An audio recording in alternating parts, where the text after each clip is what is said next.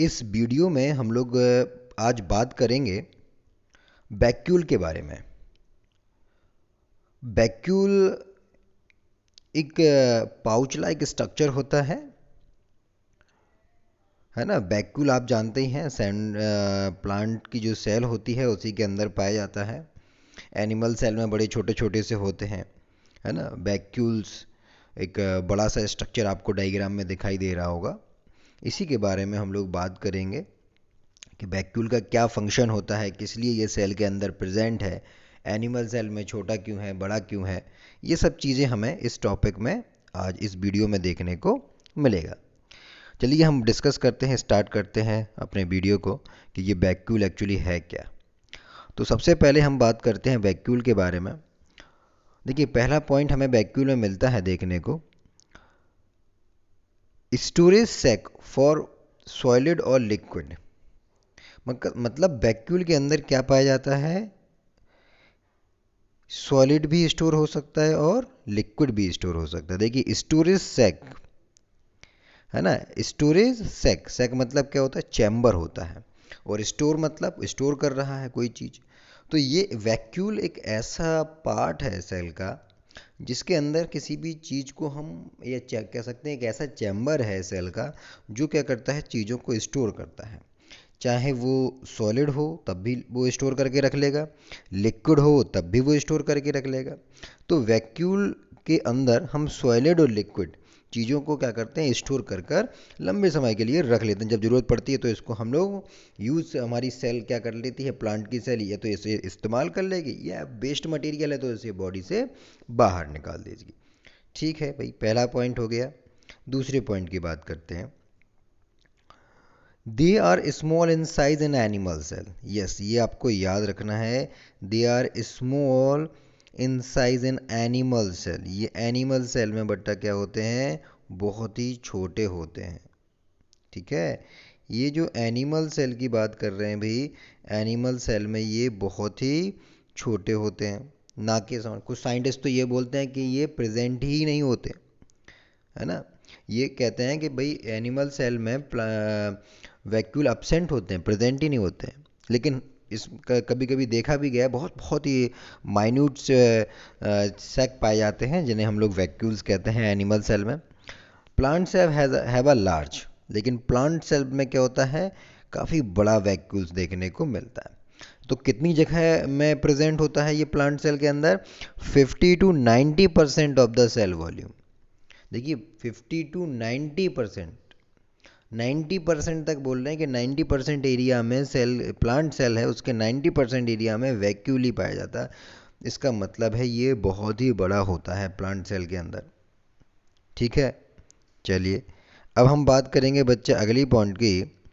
Vacuole का अगला point देखेंगे क्या है, help to provide a turgidity and rigidity to the cell. तो ये जो वैक्यूल है ये प्लांट को क्या प्रोवाइड करा रहा है, टर्जिडिटी भी प्रोवाइड करा रहा, और क्या प्रोवाइड करा रहा, रिजिडिटी भी प्रोवाइड करा रहा। ठीक है, ये दोनों चीज़ें हैं भाई। कोई भी चीज़ अगर प्लांट सेल के अंदर अगर एक्स्ट्रा हो गई तो इसी सेल के अंदर, इसी सेक के अंदर चली जाएगी। ठीक है, तो उससे इसका शेप मेंटेन रहेगा सेल का। तो help to provide a turgidity and rigidity to the cell. अब हम अगले पॉइंट की बात करते हैं।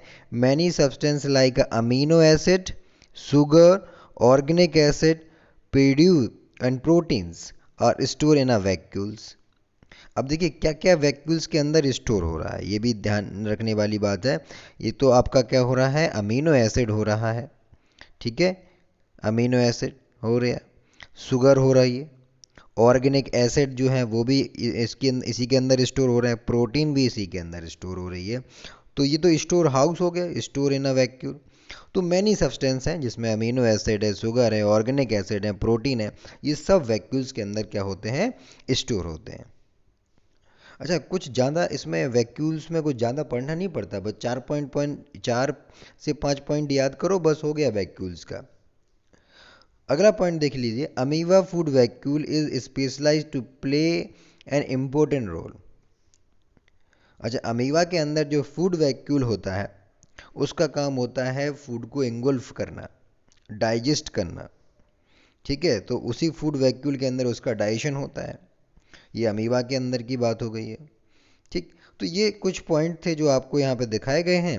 अब देखिए थोड़ा सा मैं आपको इस डायग्राम में दिखाऊंगा वैक्यूल के बारे में क्या है। देखिए प्लांट सेल को एक्सप्लेन कर रहे हैं यहाँ पर।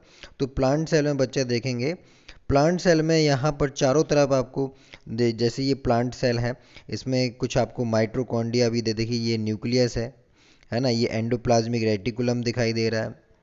ठीक है, ये यहाँ पर माइट्रोकॉन्ड्रिया भी दिखाई दे रहा है आपका। तो सारी चीज़ें एक प्लांट सेल आपके प्रेजेंट है। और यहाँ पर ये जो बीच वाला पोर्शन है ये आपका ये वैक्यूल्स का है। ये इसके अंदर क्या रखा है, वैक्यूल्स रखा है।